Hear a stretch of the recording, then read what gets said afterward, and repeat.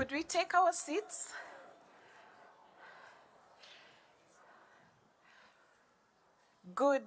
Is it good afternoon? Good afternoon, everybody. Good afternoon to you all. I can see very broad smiles this afternoon, so really glad to see a full room today. We are going to start right into the session, and this is on nature and biodiversity, and specifically on delivering investments and finance at scale.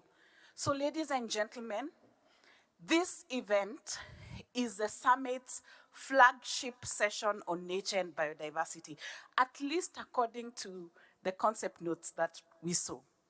It aims to share learnings from multilateral and public development banks. I can see so many of you here, of course.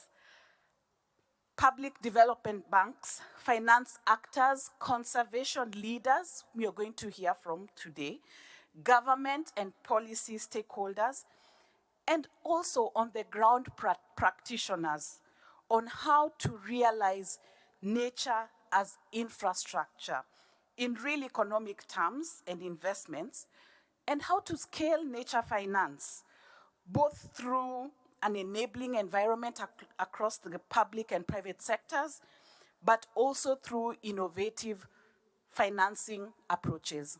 And ladies and gentlemen, today we have with us an esteemed panel of speakers. We actually have two panels, so the session is going to be divided into two panels.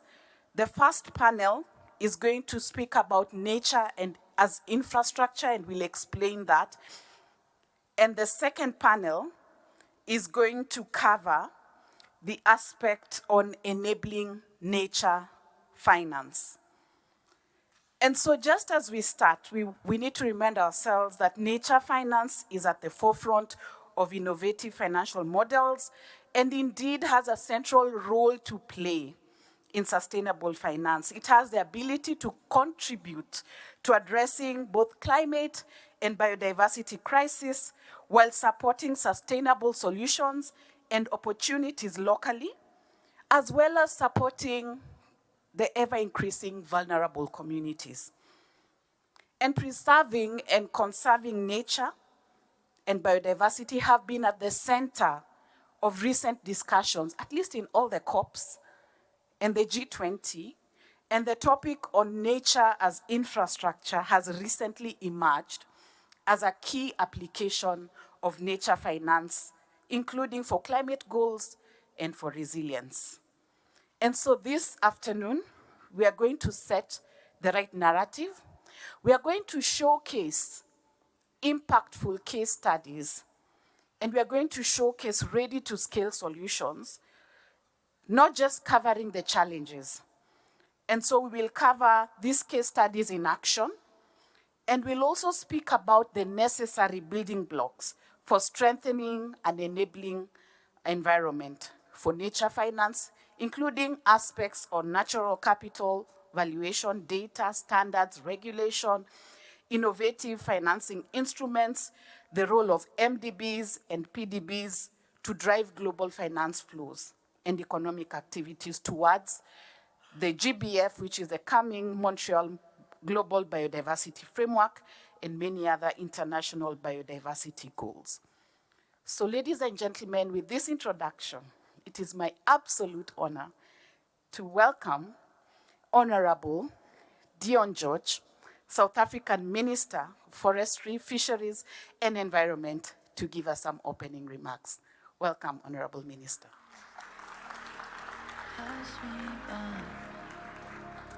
Like nothing's mine. Good afternoon.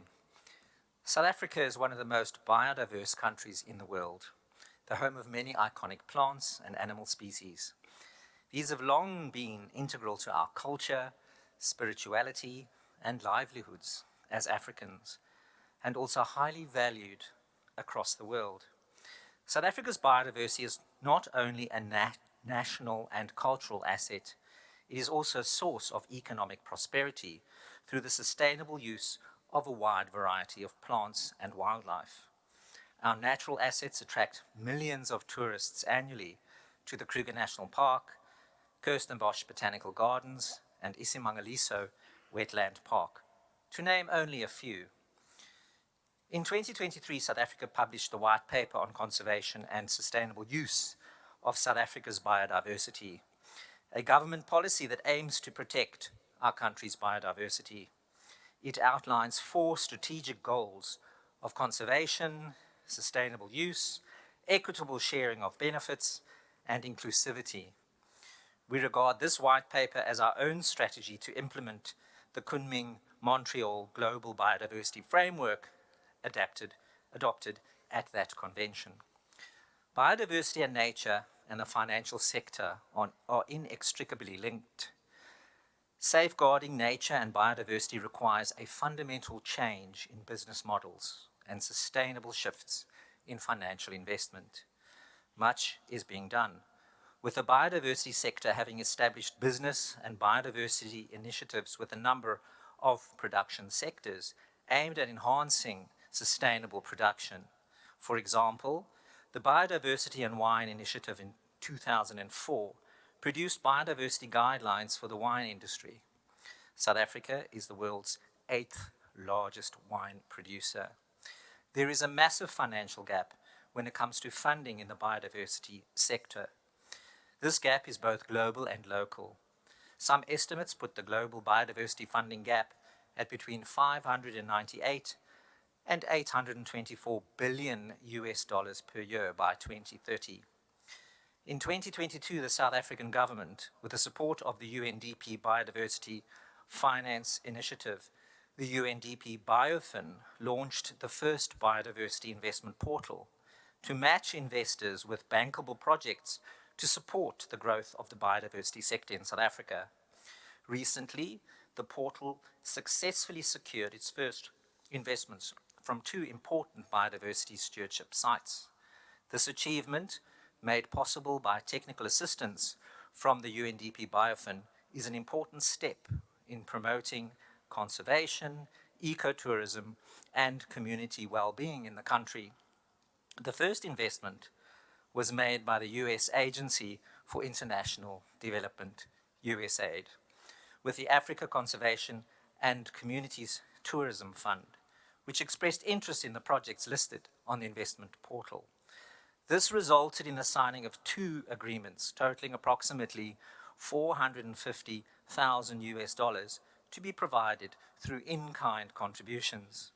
The 2 beneficiary sites, the Madikwe Community Property Association in the Northwest and the Blado River Canyon Nature Reserve, will use the investment to develop a management plan and implement a biodiversity credit system. This is a small start. We need access to scaled up, new and additional and predictable grant and highly concessional finance that would allow for greater mobilization and leveraging of public and private finance. Whilst multilateral public finance is critical for developing economy countries to be able to address these complexities, mobilizing private and other sources of finance is the only way that we can meet the scale of the endeavor before us. Philanthropic efforts have been proven to provide much needed support to environmental initiatives. We need to optimize the alignment of these investments to ensure funds are targeted and directed to the most vulnerable. This calls for significant reform of the global financial system and of multilateral development banks. The cost of capital is too high, and mechanisms such as debt for biodiversity swaps, payment for ecosystem services, as well as greater availability of grant financing and concessional loans must be considered in the context of achieving sustainable financing mechanism for developing economy countries. We also need to urgently address the need for liquidity in fiscally constrained countries. We need to put in place measures to ensure that much needed finance does not lead to the increased debt burden on African and other developing economy countries. Credit enhancement approaches are readily available to the private sector, but the urgent reforms are needed in the public sector. The cost of capital impedes the ability of developing economy countries to invest in sustainable investment and technologies. The support of developed economy countries and multilateral development banks in reducing the cost of capital to foster investment in developing economy countries is important. We also need to consider how to include national assets on the national balance sheet. As a primary outcome of the G20 presidency this year, South Africa will explore ways that the G20 can leverage opportunities to increase the scale and flows of climate finance critical for both mitigation and adaptation efforts, and ensure that the required investments reach the most vulnerable members of society. South Africa has identified that there is a pressing need for a new financing model aimed at addressing these complexities. It is envisaged that this model will be multi-layered intervention that will ensure equitable access and shared responsibility among nations. South Africa has experienced increasing incidents of poaching of our natural assets, in particular our pangolin, our rhino, abalone, and plants. We must be able to access more funding to support our rangers at the front line of this fight. We will also be engaging with countries driving demand for the illicit trafficking. If we disrupt the financial flow, we can slow the poaching. Thank you very much.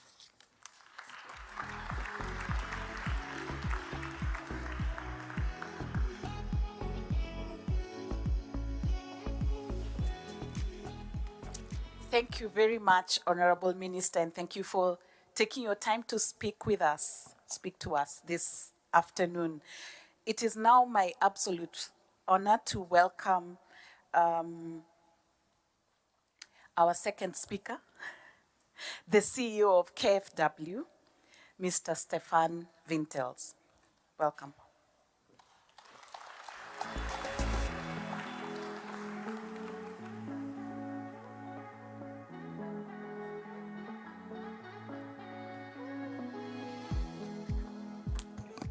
So I hope you can hear me.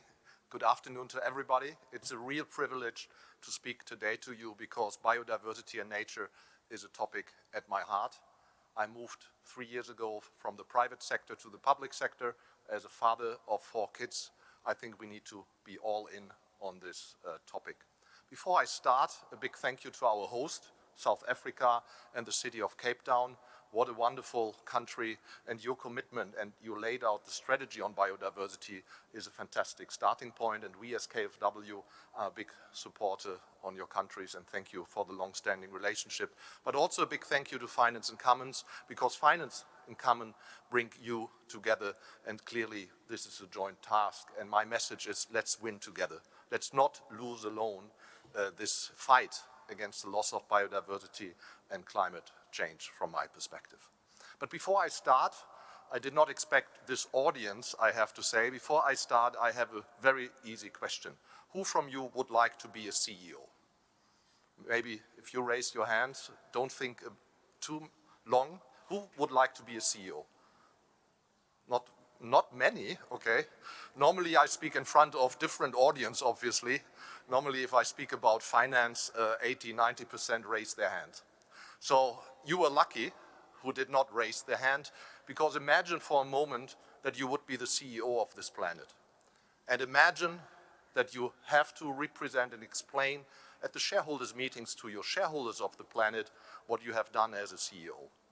We absorb or consume 1.7 times this planet every year.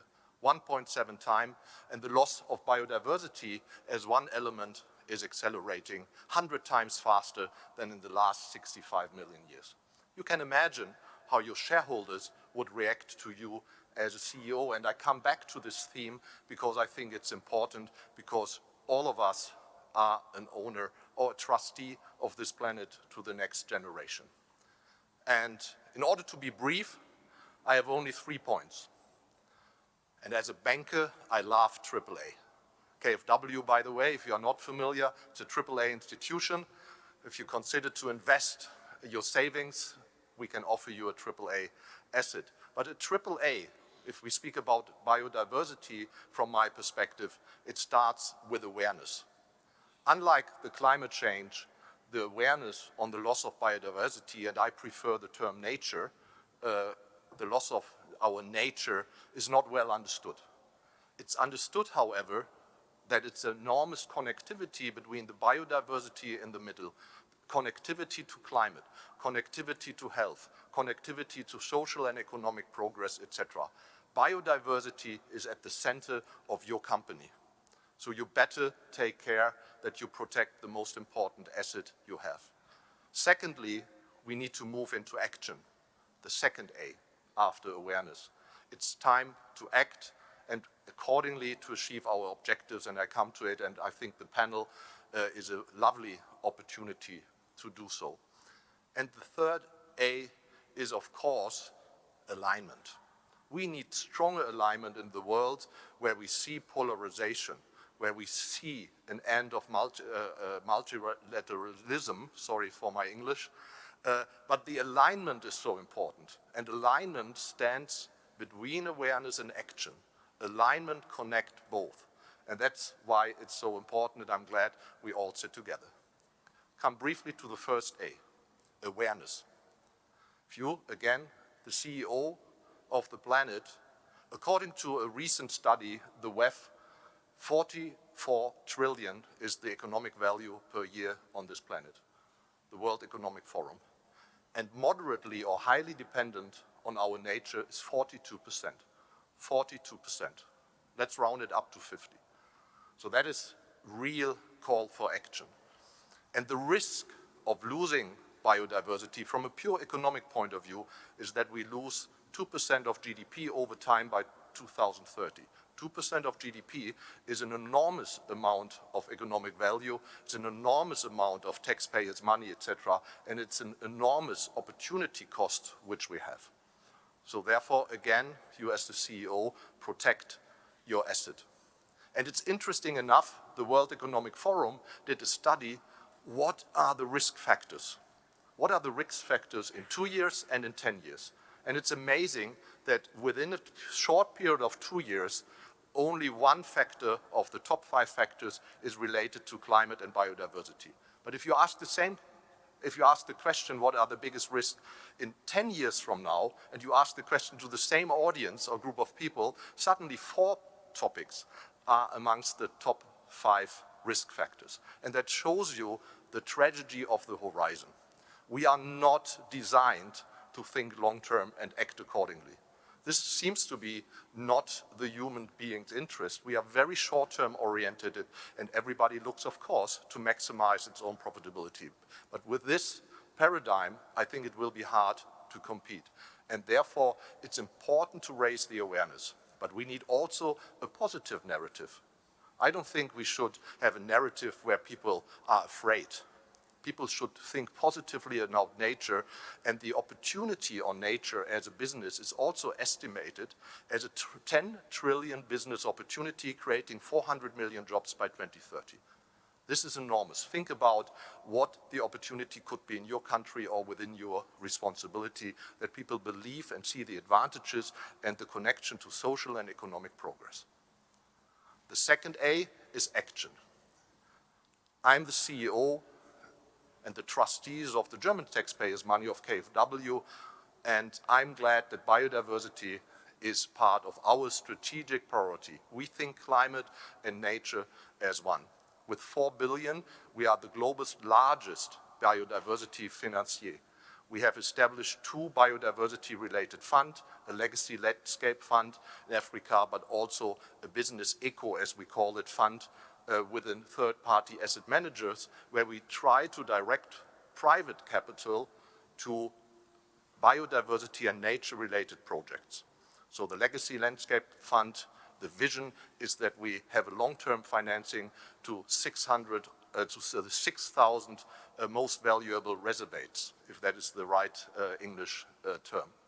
And this is so important because the estimation of the investments needed to preserve our nature by the Paulson Institute is estimated to 600 to 800 billion a year. These are enormous amounts, people get afraid, but a lot of investments can be redirected. Companies are making everyday investments, so if there is the attitude to make them nature neutral, at least, it would have an enormous impact. But one thing is clear, the public sector by far has not the resources to make these investments, so therefore we need to have an alignment with the private sector, and that's why we spend a lot of time to design financial innovations and products to attract private capital beyond philanthropic capital, which is an asset class which is probably easier to attract. But at the end of the day, we need institutional capital where you put your pension money in. That brings me already to the last point, of course, alignment. I'm very glad that KfW is incredibly aligned on biodiversity. We are a founding member of the IDFC, the International Development Finance Club, of the largest 27 development banks. And we have a biodiversity agenda, and we committed in 2022, 100 trillion by 2027, 100 trillion of biodiversity-related investments, and I'm confident that we will achieve it.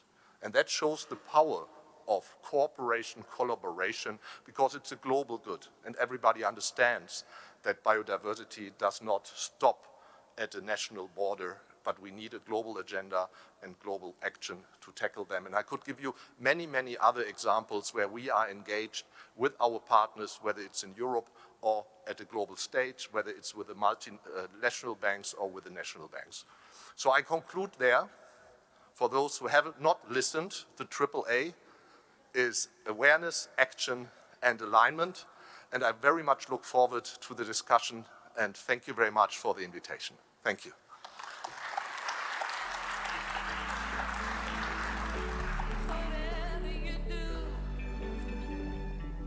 So I hope you were all listening. The AAA is? AAA? Anybody? Perfect. Thank you very much. Thank you very much. I think I just want us to remind ourselves that, 25% of potential climate solutions are actually nature-based solutions. And therefore, what we are going to speak about today, and even having heard from our esteemed speakers, we do realize that it is actually the way of not just the future, but the way of protecting us even now. And so we are going to have two panels, as I mentioned. We have mixed them up, but I'm sure they'll be on the screen when they turn on their mics. We have Eric Bagloff, Chief Economist. Yes, he's right there, at the Asian Infrastructure Investment Bank. We have Lavinia Barros de Castro, advisor to the Brazilian National Development Bank. We have Julie McCarthy on my left, the CEO of Nature Finance, and we have Pauline just seated right next to her, the Executive Director of EcoTrust. So I'll go back to my seat and we'll get right onto the first panel. Thank you. Thank you so much, and thank you for inviting us to try to set the stage here for what we mean by nature as infrastructure. So we published last year a report titled Nature as Infrastructure. And what did we have in mind? Well, it's very simple. It's nature. If you start looking at nature as the most important infrastructure we have for sustaining life on Earth, it's sort of everything kind of falls into place. You have to think about how you manage, how you invest in nature, how you manage nature, how you make nature more resilient. And we have a lot of tools for how to invest in infrastructure, and we can use those tools to make progress on nature investment. I would also like to say it's sort of, we think of it as a transformative concept because, at least in our view, this takes us further than sort of a nature-based solution. Nature-based solutions are very important, very specific solutions to specific problems. The nature's infrastructure forces us to think in systemic terms, and understanding the whole ecosystem works together, and also how it maybe relates to other ecosystems.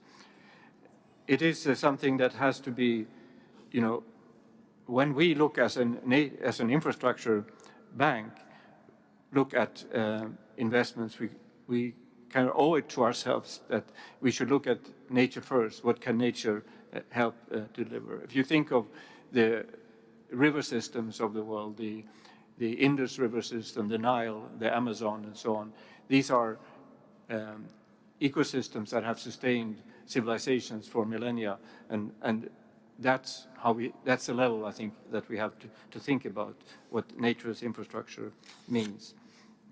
And we need to integrate this approach into investment decisions and development strategies, and look at how can we, again, make nature more resilient. How can we combine nature-based solution, but also sometimes with more gray infrastructure. All this fits together.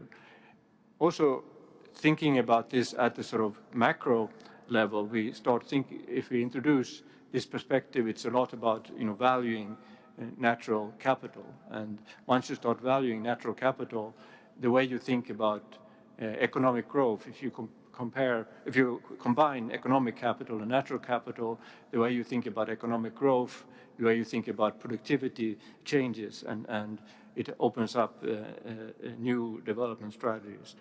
If you start thinking about the opportunities to apply natural capital to the balance sheets of individual countries, and thinking about developing economies having not been able to afford to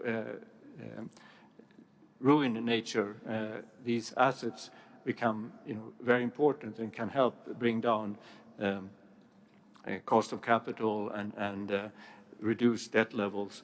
But of course it also introduces risks. If we are indeed not protecting these assets, if we allow climate change and so on to degrade the value of these assets, it introduces risks. So we need to look at both the opportunity and the risk. And I think I would stop there to say, this is the incredible opportunity. There are 3 hotspots in the world for biodiversity. It's Southeast Asia, it's the Amazon and Latin America, and it's Africa. And this is Africa's opportunity to really leverage the tremendous natural resources it has. Thank you. Thank you, Eric, for highlighting to us your commitment. And, going back to Lavinia, Brazil has demonstrated that it is possible to invest in nature. Could you share with us some examples of what has worked when you look at investments into nature as infrastructure? Thank you very much for this opportunity, Dorothy. Well, I think we are aware we have a lot of actions, and we are aligned and transparent. So I think we're good. So let's start. I think for the BNDES, talking about nature as infrastructure is talking about resilience. Our vision is BNDES is fundamental for improving resilience, to restore and maintain natural system capable of producing, of course, water and humidity, but also regulating temperature, maintaining air quality, reduce vulnerability to flooding and landslides, which have been such a problem in Brazil, contributing to water drainage and slope containment, and regenerate soil quality, increase pollination, reduce the risk of pandemics and epidemics, and many other ecosystem services. So just like the Honorable Minister said, Brazil is also one of the world's greatest diversities of flora and fauna. We have 6 territories, biomas, several marine and coastal ecosystems, and 2 of the 6 biodiversity hotspots, the Atlantic forest and Cerrado. So we have a largest continuous stretch of mangroves, and also a largest reef habitats in the West and South Atlantic, spreading along 3,000 kilometers of its northwest coast. So, but Brazil is a little bit different than many other countries in the sense that most of our carbon emissions come from land use change. 48% comes from deforestation. And the second place is agriculture. So our Brazilian NDCs our target is to reduce emissions from 59% to 67% until 2035, compared to the 2005 levels. And also reforestation of 12 million hectares until 2030, which will cost nothing less than $30 billion. So it's a lot of money. So our strategy is based on 3 pillars. We have the Amazon Fund, the Climate Fund, and concessions, okay? So the Amazon Fund notice, we have now 2 steps. The first step is 450 million to conservation units in 7 states of Brazil, with a lot of social impact as well. And the second step, we use this Climate Fund that goes from 450 million, could reach 550 million. And the idea is to use this new Climate Fund as a source of funding. So the old model were donations from countries and multilateral to the Amazon Fund. And now we have the Climate Fund, which is a new source of funding. Bonds we issue, and using the hedge of the National Treasury for exchange rate risk, which is fundamental in this case. So the idea is the recovery of the forest, but also protecting rural producers, productive forests, and so on. Our journey is long, starting in 2009 with the Amazon Fund, and the most recent initiatives we have is the Amazon Restoration Arc in 2023, and the Blue BNDES also in 2023. But we have also some interesting initiatives, like, for example, Living Sertão, which people do not know, but it's a partnership between the BNDES Social Environmental Fund and the UN's EFAD with the GCF.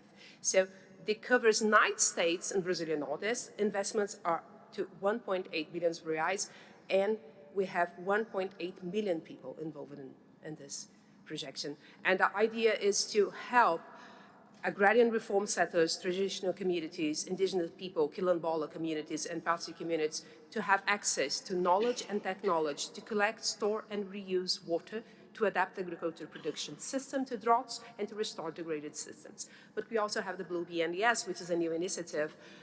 It's based on 3 marks: the Brazilian Marine Spatial Planning, Mangroves of Brazil, call for proposals, and the BNDES Coral, call for proposals in 2024 for projects to conserve and recover shallow coral reefs and coral banks on the Brazilian coast.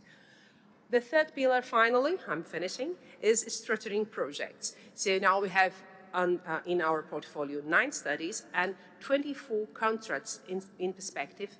Totally, the expected investment is 14 million reais. So besides that, we are also constructing a platform. So this is our part of the alignment and trying to take the financial institutions to connect with the projects, using our money and this facilitating connections based on alignment with government transition plans and climate priorities. But thank you very much. Thank you, Lavinia. And you know, as you speak, aligning it with what Honorable Minister spoke about in terms of nature, not just as an asset, but a source of economic prosperity, comes out really strongly from some of the examples that you have shared. I now want to move on to Julie McCarthy. Julie, you have done some work with the central banks on stress testing. You are a global think tank.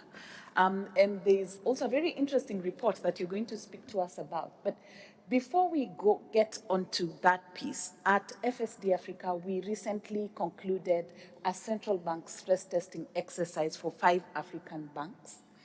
And from that report, we noted that if no nature-positive actions are taken, there's a potential for accumulative net loss of credit losses of up to 21%, up to 2050, if no nature-positive actions are taken. And for possibly one of the first times, we were able to prove the case to central banks using hard facts and hard data. Julie, speak to us about what you're doing and your thoughts around financing nature. Thank you so much, and I can't wait to read that report.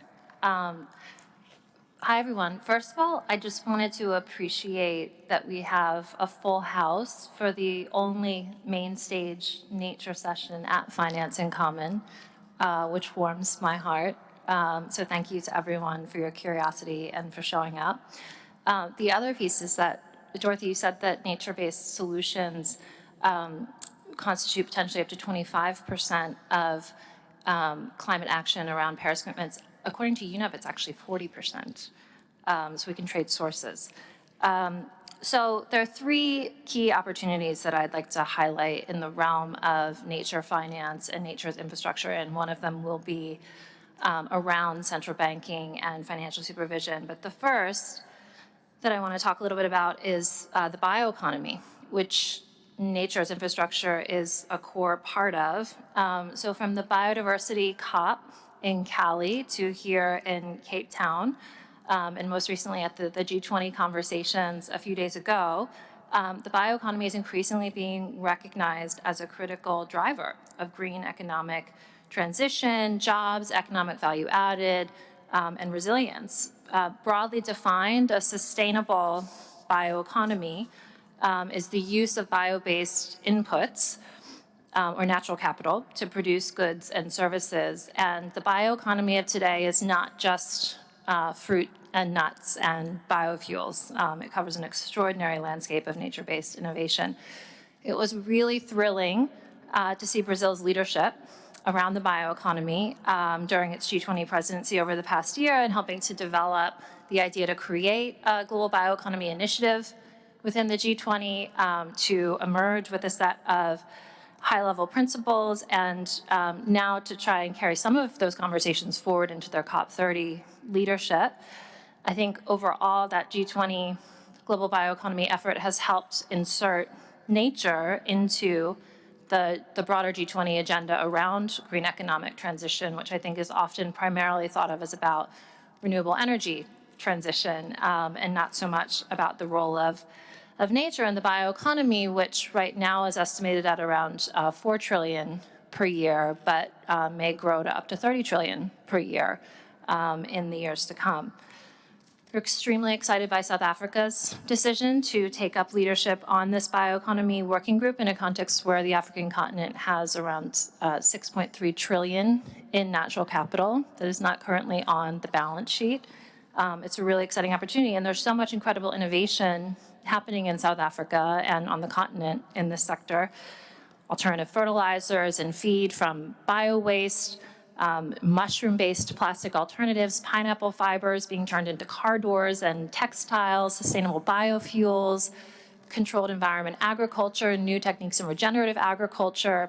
It's a really rich landscape of innovation that has the capacity to scale if we can get the policy, the financing, and the market infrastructure right. Nature's infrastructure, I think, sits right at the heart of this landscape, both in the kinds of nature-based solutions to issues like floods and drought, soil erosion, coastal protection, as well as also the inputs that the bioeconomy is able to provide to support green infrastructure. So think about sustainably produced biocement and biosteel, for example. So I think the AIB has done a wonderful job in making this point that it's a critical moment to start thinking about gray infrastructure as the default and stop and ask what green solutions and opportunities may be there.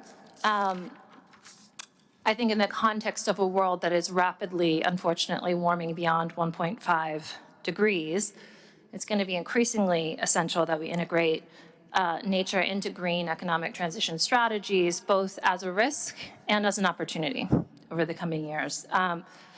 Which gets to the second area I briefly want to talk about, which is this concept of nature as a shock absorber and its relationship to the ongoing debt crisis in emerging markets and developing economies. So we all know that the debt crisis is bad and getting worse. Emerging markets and developing economies face mounting economic pressures as debt burdens rise. They're locked in this vicious cycle of natural and climate disaster, followed by debt crisis. And it further excludes countries from international capital markets and also then continues to prevent them from making the investments in adaptation and resilience that they need to make. I think in response to all kinds of pressures right now around aid being cut, biases in ratings agency methodologies and debt sustainability analyses, we need new ways of identifying the kind of positive financial transmission channels that investments in adaptation and resilience can have on improved sovereign creditworthiness. Just yesterday, Nature Finance and our Sustainable Sovereign Debt Hub launched a new report called Nature as a Shock Absorber. The report explores how sustainability-linked sovereign financing can offer a path towards aligning public finance management with sustainability goals to unlock investment in nature and support improved sovereign credit ratings and drive climate and equity outcomes. So we introduced this concept of a financial materiality assessment to demonstrate how making adaptation and resilience investments in macro-critical sectors of the economy, in our case study, we looked at deforestation and cocoa in Ghana specifically, can boost the country's sovereign credit rating and their DSA profile through improved economic resilience and productivity. The study shows how Ghana could generate between 93 million and almost 1 billion annually in carbon credits linked to reduced deforestation, providing increased fiscal space to invest domestically in climate resilience and adaptation.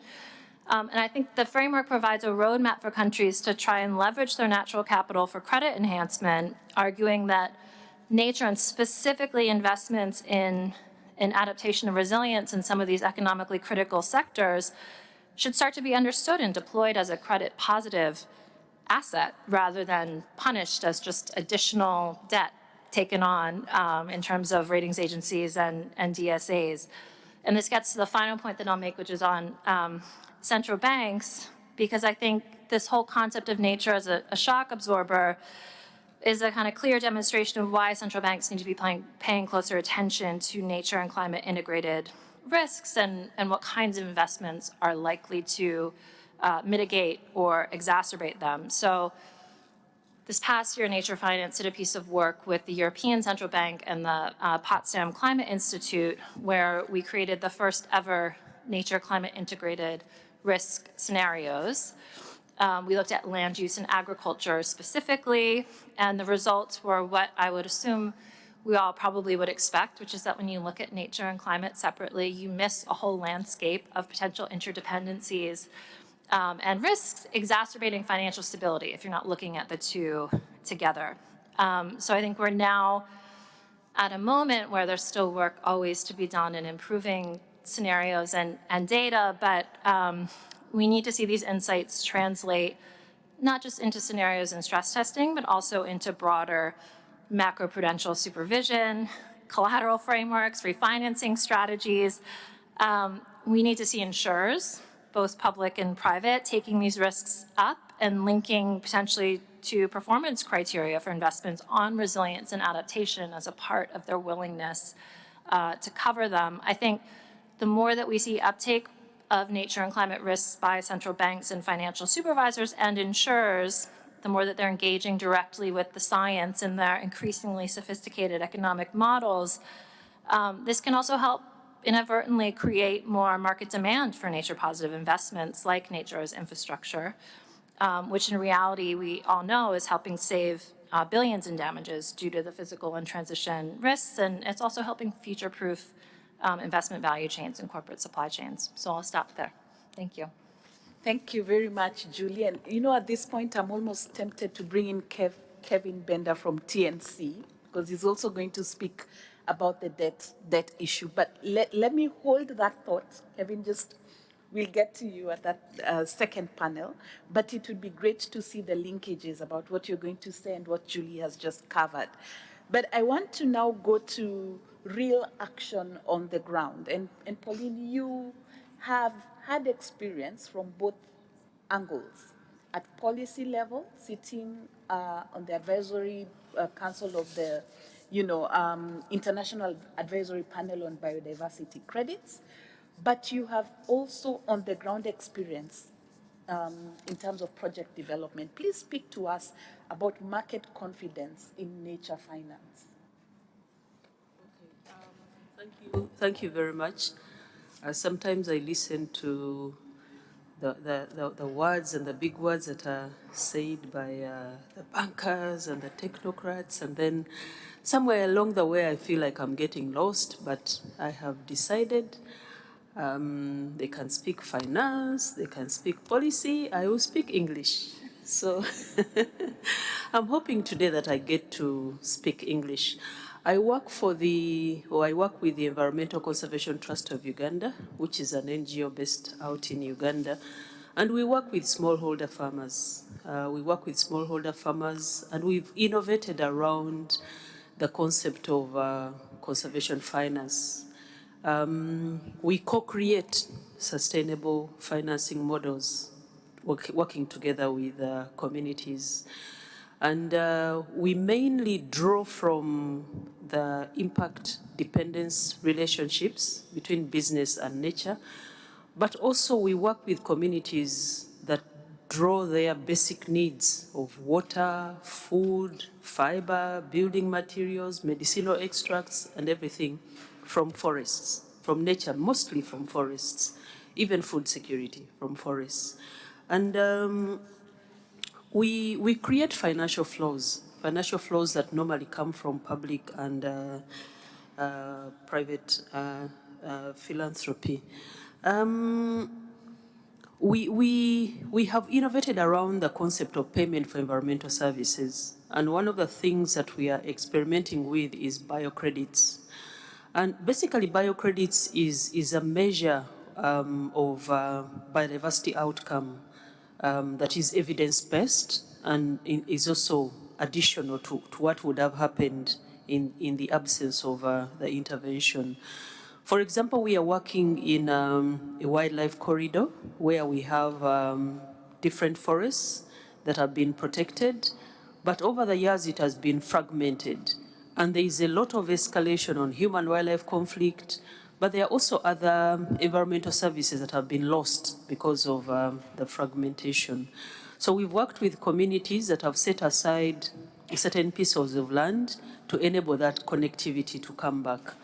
And the way we are measuring the biodiversity outcomes is by having a 5-pillar matrix, which gives points for the diversity that is improved, the abundancy of species, the dissimilarity of species on one hand, 3 pillars for species, and 2 pillars accounting for intactness and general habitat health.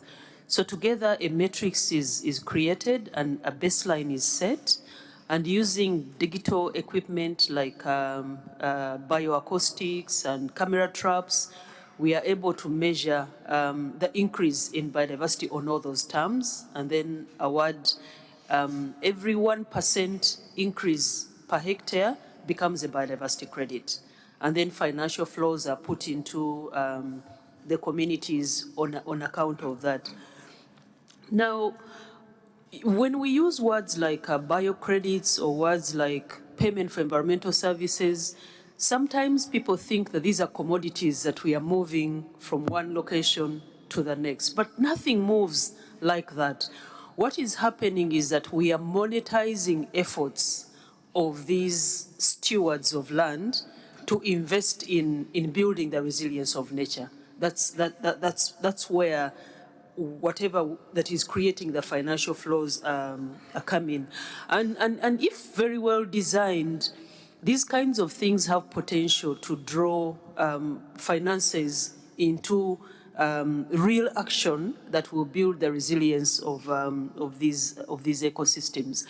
But you see, because it's not something tangible, it's not something that is easily recognizable, we have so many actors that everybody is innovating from so many different ways. It's a business that is still in its infancy, but as part of the International Advisory Panel on Biocredits, which is a panel of experts that was put together by the French government and the UK government to try and create some framework within which these biocredits operate. Now, as part of that panel, I chaired the supply working group. There were 5 working groups. There was one on demand, on supply, on stewards, on stewardship, on governance, and on metrics standards. So I chaired the working group on supply, and we conducted a survey.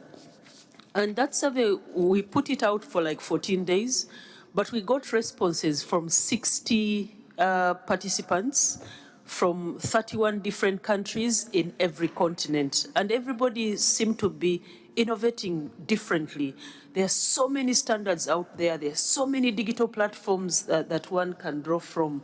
So within that experience of the panel, we realized that there is a role for coordinated efforts so that we can come to some kind of coherence on what a high integrity biocredit should look like.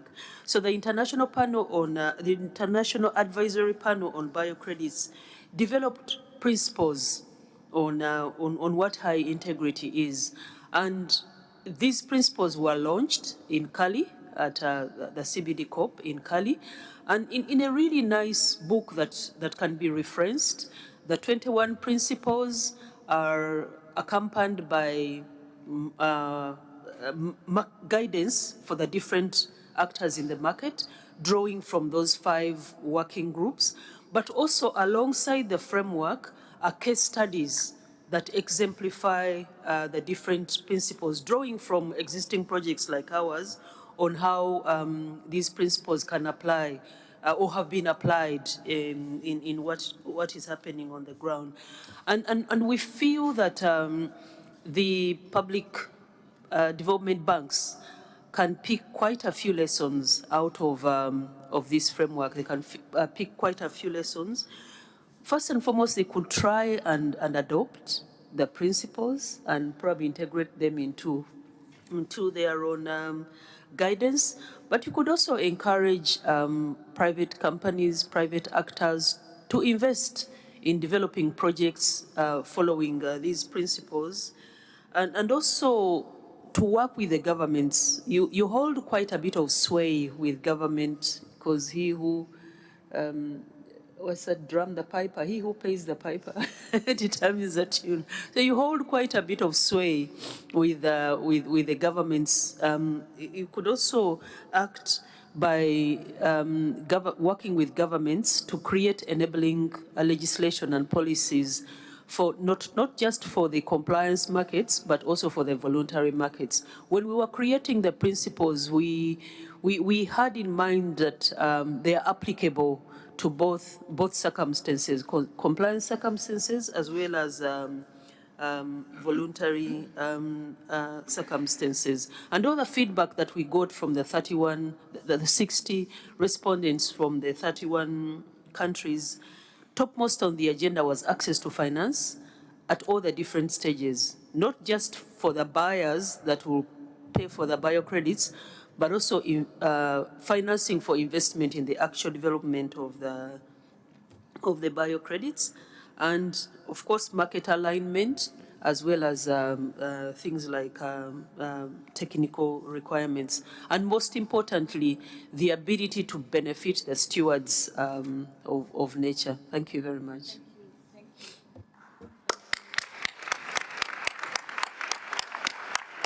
Thank you, Pauline, for covering that so well. I can see we are running out of time and there's an event immediately after ours, but I really want to give the second panel an opportunity to speak about enabling nature finance. So if you could just move the screen to the next panel. And here we have Alicia Montalvo, Candice Dott, Cyrene Madure, and Kevin Bender. And we, just as a background again, around close to $7 trillion is invested globally each year in activities that have a direct negative impact on nature from both public and private sector sources. And this is quite a big sum when you look at the percentage of global GDP. And so we will start with you, Alicia, Head of Climate and Biodiversity Department from the Climate Action and Positivity Biodiversity. Please speak to us about, biodiversity credits and any regional financing mechanisms in Latin America. And, if you could cover the positive piece that we all need to hear about, we'd be very glad. Thank you. Thank you very much. And first of all, I would like to celebrate also, as Julia said, that we have this session devoted to nature and biodiversity among so many sessions on climate. And perhaps we should take into account that until very recently, biodiversity was only considered as a solution to the climate change sometimes. But recently we have seen that biodiversity is receiving more attention these days. As you know, there is the COP of Cali is finishing in Rome, and I think that now so much progress is taking place, unfortunately. Hopefully, in the coming days, we will see some progress on the financial mechanisms. I come from a bank, the Development Bank of Latin America and the Caribbean, representing 23 countries of the region, and this means more than 60% of the global biodiversity. And 4 of the most biodiverse countries are in the region. So we consider that biodiversity should be considered as an asset, as has been expressed by many. We need to analyze the economic value of biodiversity, not only as a solution of climate change, but also as a source of resources for people, for the quality of living of people. We are talking about agriculture, fisheries, protection against climate change, ecotourism. So there are so many ecosystem services that are not usually taken into account when we talk about public investment. So our role as a development bank is to support countries in giving value to these resources with technical cooperation instruments, but also with credits. And I have to confess that it's very difficult to find projects related to that. And it's very difficult to find finance ministers that really recognize the economic value of these assets. So this is our challenge. What we are doing now in CAF is working in an ecosystem approach. We work with countries, but we work with ecosystems.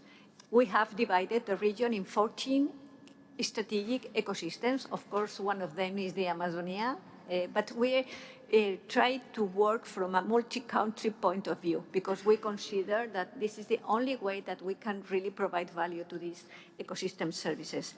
So we have identified also what specific projects should be developed to protect these ecosystems. We are talking about restoration, agroforestry, regenerative agriculture, ecotourism.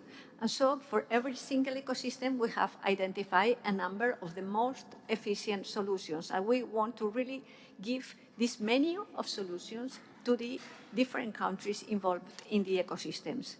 What we have done then is to create one program of $300 million to develop projects in these ecosystems.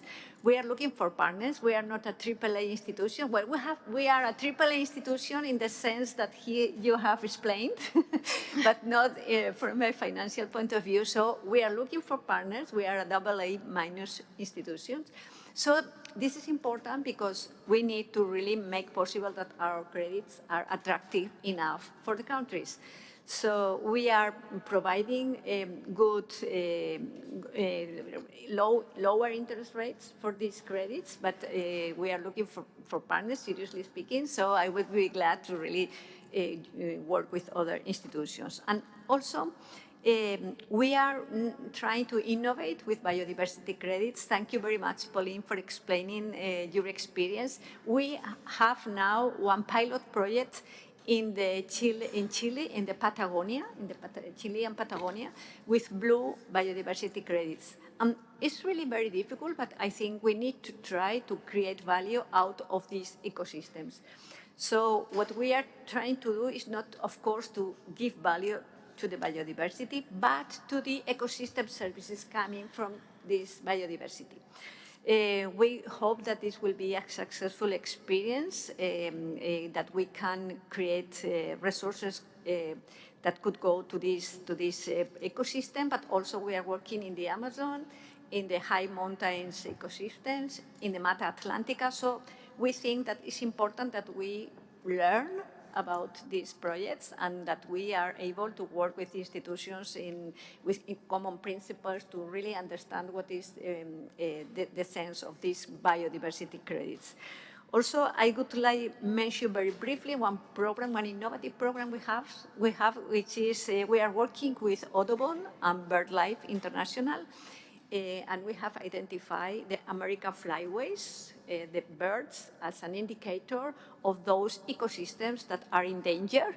So by using the birds as indicators, we can identify where we have to really work.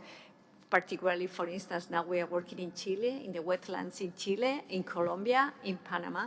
So we think that we need to really develop new instruments and trying to identify those solutions that are not only developed to solve the climate change problems, but also to solve the lives of the people depending on the ecosystem services. And I think that this new approach is something that we really should go further with that. So thank you very much for the opportunity of speaking here. Thank you.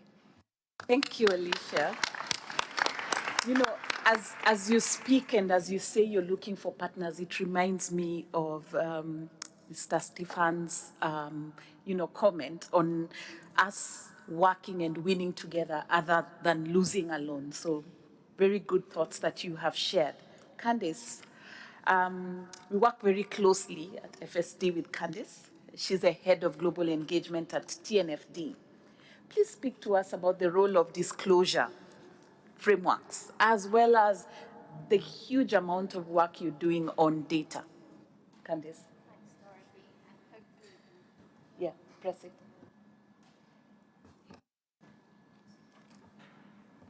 I get that right. There we go. Sorry. We do a lot of work, and I think one of the important things about the last few days in this conference is I feel like there is a lot of cooperation already. And I've heard a lot of common language used, which has been music to my ears, because I feel like a lot of our work is about highlighting the fact that the resilience of business and financial portfolios depends on the resilience of nature. So a lot of your stats that have been shared have certainly helped. I also have an acronym, but I'm going to save that for a few minutes. I think we see a lot of evidence. I arrived on Tuesday. There was a terrible fire just below the Table Mountain. I think that that's something that's growing in frequency in the region. You've got a lot of support crew and different processes and systems and structures having to be put in place, which costs cities a small fortune, which requires financing. I think it's important to look at scientific evidence. There's a lot of research. There is a lot of data, and I'm going to go into that in a bit more detail. But most people in this field have read or are familiar with the Professor Partha Dasgupta review. And that's a review on the economics of biodiversity, which really points a lot to the fact that we often talk about the visible aspects of nature and biodiversity, but we often forget about the invisible aspects. You've talked about bird migration pathways. Nature's often silent, invisible, and mobile, and I think we need to remind ourselves that that means that often we're trying to accommodate and integrate the risks that we can see, but it's those that we can't that are perhaps missing in the conversation with business finance and development finance institutions. And looking at how that unattended starts to have an impact on needing to better price those risks and thinking about the opportunities as well that Julie referred to. So just for those in the room that are not familiar with the TNFD work, we have provided the market with a set of guidance and tools to enable the identification, assessment, and reporting of material nature-related issues. And I firmly believe, having spent the last 2 days in some phenomenal sessions, that my biggest takeaway is to not reinvent the wheel. We've done a lot of work, and I'd really encourage those in the audience and those that are not familiar with our work to take a look. for three main reasons. One area, and this is my acronym, MDB, very creative, but it certainly aligns with the AAA acronym, and hopefully we create a AAA MDB here in the works. But metrics and measurements is very important. And we constantly get asked about this and thinking about it from the point of view of knowing that climate reporting now is pretty well established and very well supported, in my opinion, when you come to listening to the work that all of us do in this room.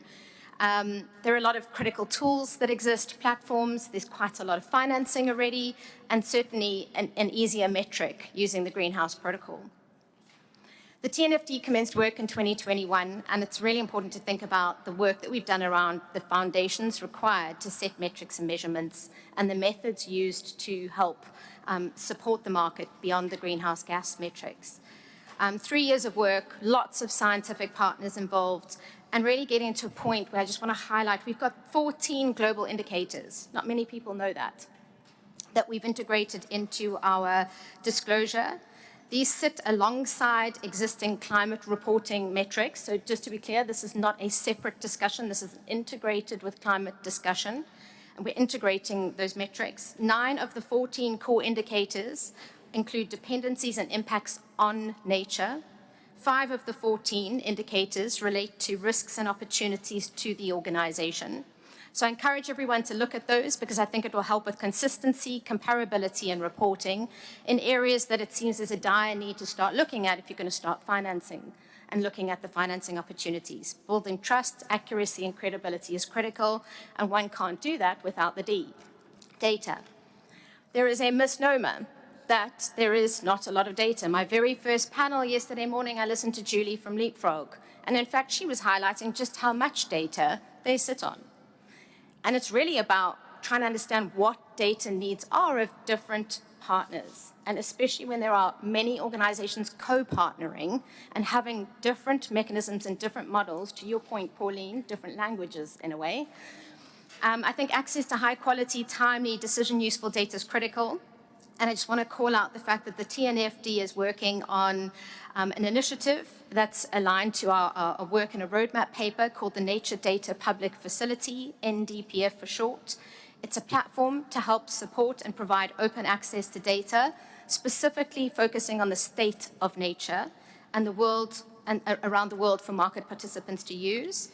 And I think it will help with some of the challenges linked to unstructured data, incomplete data sets, sometimes, importantly, the requirements needed to be able to audit and assure that data for credibility. So lots going into the timeliness of data, frequency, costs, quality. And then the last point's very close to my heart, the B, building. I call it capacity building. And for me, capacity building is the piece of work that for the last year we've been heavily vested in. We've created a number of tools. Please do go and look at our website. The tools here are designed to help trainers and individuals, so everyone in the room should be able to use those tools. Please upskill, familiarize yourselves, and help use those to further create a common understanding and shared language. So just to be clear, I think the data's there. We're working on upskilling. There are a number of metrics. Don't reinvent the wheel or the world. Thanks, Dorothy. Okay. Thank you, Candice. Now, I really, there's nothing worse than being a moderator with such an esteemed panel with so much to share. And I'm told at 5:15 they'll play music to chase us out. So I really feel bad that we won't have time for questions. But I want to reserve the next 10 minutes or so for Serene. At least we have science in the room. And Kevin, if you could just share your thoughts. I'll just let you go, Serene, and then Kevin, please just jump right in so that we close.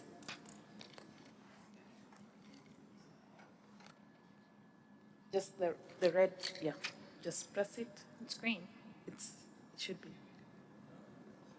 It should be red. Okay. Yes, there you go. There we go. Yeah, so good afternoon, everyone, and thanks to Nature and Finance for inviting me, as well as IDFC. It's really great to be here. And, a lot of what I was going to say was covered by the previous panelists and the keynote speakers as well, talking about nature and infrastructure and making ecological infrastructure and nature an asset on balance sheets and things like that. I want to take a step back for a moment because we're at a Finance in Common Summit and WWF is here talking about finance, because usually when I introduce myself, people associate WWF with pandas and rhinos and pangolins and sometimes wrestling, but I'm not a wrestler. You can see WWF has been working in sustainable finance for over a decade, and in that time we've been doing research, capacity building, policy and advocacy. We've been engaging banks, both commercial, private banks, and large-scale multi-development banks and local public development banks. And it's been a tough journey. When we started this, we were telling people, where are you investing your pension fund? Are you investing in fossil fuels? And then, people were starting to wake up to that. There wasn't any solutions for them at that point, but now there are. There's lots of places where you can put your pension fund money in something that's more sustainable. And when we started this journey, we were also making a lot of noise about harmful subsidies that's going to fossil fuels. And throughout the conference, I haven't heard many people or anyone really talk about harmful subsidies that's going towards negative impact areas. But we've spoken a lot about the Global Biodiversity Framework, and GBF Target 18, for those of you who don't know, specifically deals with harmful subsidies. And it seems like it's a wasted opportunity to not bring that up at this conference. I've heard panelists from different development banks talk about guarantees, risk capital, first loss guarantees, and all kinds of very important risk metrics. But yet, we also have policy makers, finance ministers, environmental ministers, the president speaking tomorrow. We also have all these harmful subsidies that's been allocated towards negative impact areas. And part of what we've been doing at WWF is been trying to encourage more financial flows toward positive impact areas. And to that extent, we've created financial solutions to help people and investors do that with our various partners that we have. We've also been engaging with banks at various levels, and some of our key messaging has been around defining what you mean by nature positive. And I think we've been talking about this, about the language that we use to define this, about measuring your nature-related outcomes and having systems in place to do that. And there's tools available like TNFD. There's things out there to help you get through this journey, and the capacity building that we are planning for people who want to get involved and want to learn more. There are opportunities out there. You just got to look for them, and it's actually not that difficult to find. We talked about fostering new products, and my colleague Alicia was mentioning some really wonderful things. I mean, they defined what nature positive means for them. They've talked about new products that they've got, and they've made commitments to actually allocate funding towards that. And I think another point I want to mention is around collaboration. You can't do this alone. You've got to work with different partners, whether people on the ground, with NGOs, policymakers, whoever. The stakeholders that you've got to engage with is more than just bankers. And part of my job at WWF is to bridge that world between the finance, the bankers, the asset managers, the insurers, and the conservationists, the NGOs, the people on the ground. A couple other things I want to mention around nature transition pathways. There's tools out there. It's one of the TNFD also recommendations around planning for how you're going to transition your book, your balance sheet from where it is to now to where it needs to be to become nature positive.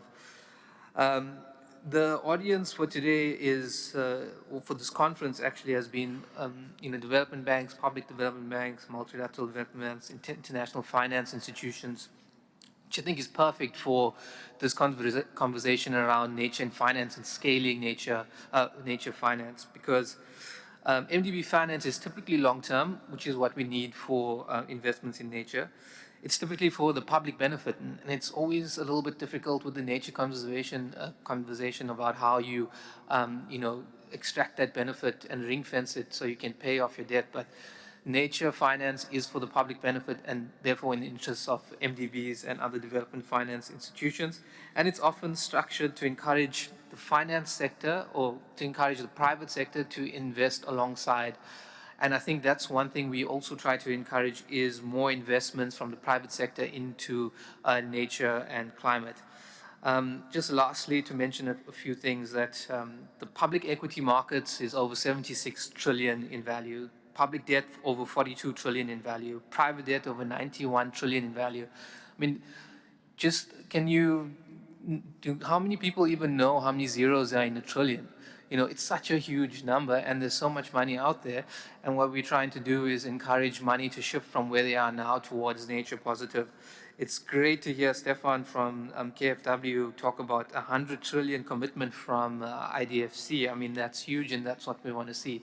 And that's going to catalyze even more money from the private sector markets into nature conservation. So that's my time. Lastly, if the fix is out there, I'd like to encourage, you know, that we keep this conversation going. We maybe set up a nature finance working group within the fix to really keep the momentum up and keep driving these things. But yeah, I'll yield my time there. Thank you very much.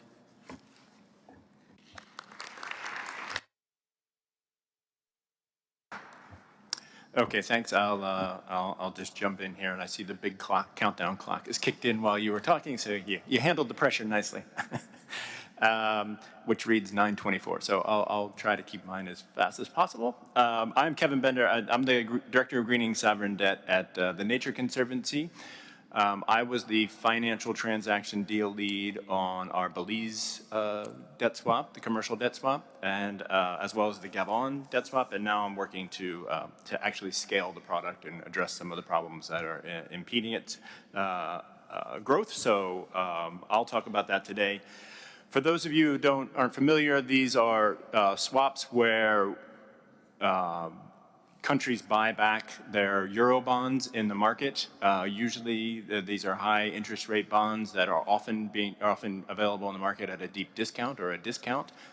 So the governments create a lot of savings when they buy it back, and then we lend them the money to buy this back with cheaper debt. And we have cheaper debt because we get either guarantee or political risk insurance on our loan to them, our SPV loan to them, and then we issue bonds in the market, which are, when we do it, AA rated or even AAA rated, depending on the structure. So then that savings it creates significant savings, which comes over a long period of time, because we usually offer these loans at 15 to 20 years. Well, 19 has been the longest. So then the savings comes back in the coupons, so you get a steady stream of funding for conservation, and then the government makes commitments to their conservation commitments that are aligned with that are in the documents, the legal structure of the loan, and if they don't meet their commitments, they get an extra step-up coupon until they do meet those commitments, and those commitments are usually to get to 30% protection. The highlight of that is that these do provide funding for conservation for countries without any increase in their debt, and usually a decrease in debt at times, and a decrease in debt service, even with the payments coming into conservation. So next to grants, they are probably the best solution. They do. We have done, the Nature Conservancy has done, depending on how you count on it, 5 or 6 of these deals, but there have been 2 or 3 of them other in the market that we have not done. So they are catching on, and I can say every single one of those deals has had, an evolution to it, where another piece has been added and another problem has been fixed. So I wouldn't say we're there yet, but we're a lot better than where we were in the beginning, and it is growing rather rapidly. The limitation on it is these do take a lot of credit enhancement. So our last transaction that we did was in Ecuador, and that was a $1 billion loan to Ecuador, where they went out and bought $1.5 billion of debt. So it got significant savings on that, but that took $1 billion of credit enhancement to make that deal work. So with ours, we have made loans of all of ours together of $3 billion and created roughly $1 billion over the next 15 to 20 years for conservation. With the limitation of credit enhancement, there is a task force that has been put together. CAF is on the task force, AIB is on the task force. This is a task force of all the major potential credit enhancement providers. 5 members of that have skin in the game in one transaction or another. And there's some room for others on the task force. All of the regional MDBs are on it. Well, most of the regional MDBs are on it, including AIB, like I said, as well as some funds, GEF and GCF, and AFD and DFC AFD from France and DFC are on there. I would say that there's probably room for some more DFIs to join, and I've had some conversations with KFW, so that could be a good growth opportunity for us. Quickly, I don't have a lot of time, so there's some work that we're doing on the, well, let me jump to one of the problems that we have when we go to countries and explain these products is that countries, ministries of finance in particular, are bombarded by people with good ideas.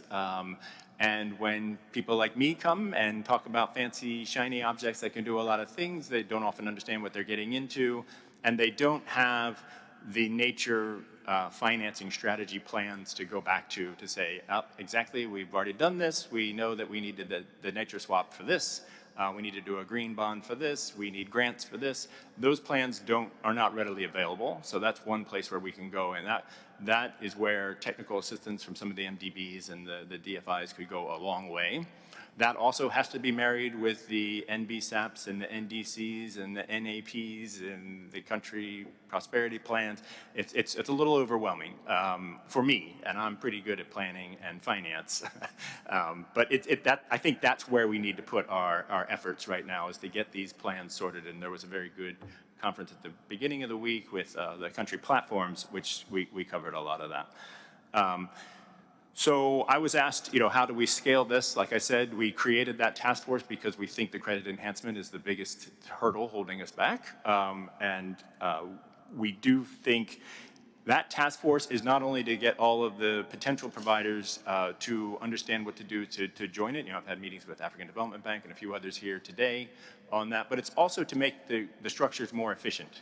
So quickly, if you look at it, if we do the DFC political risk insurance structure, I don't want to get too technical, but if we do those structures versus a guarantee from like the Inter-American Development Bank, we come up with AA paper, which is very complicated, versus AAA paper, which is pretty straightforward and digestible by the market.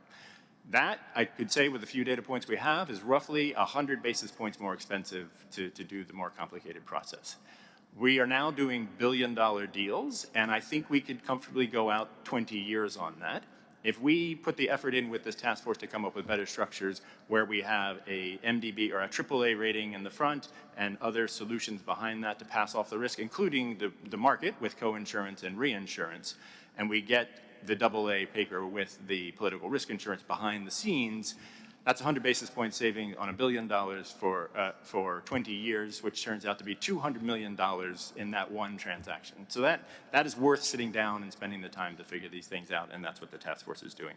The last thing I would say is, because I work for the Nature Conservancy and we invented this, these evolved out of the the bilateral debt for nature swaps.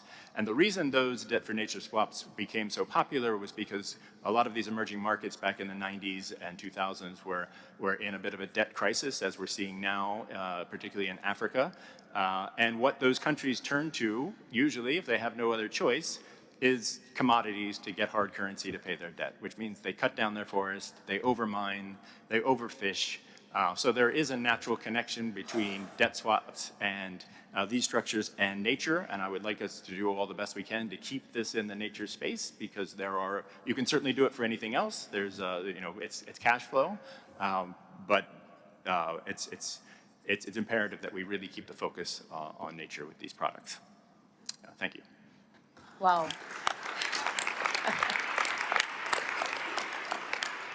Kevin, you've done very well under pressure. I struggle to speak with a timer in front of me, so you've done very well.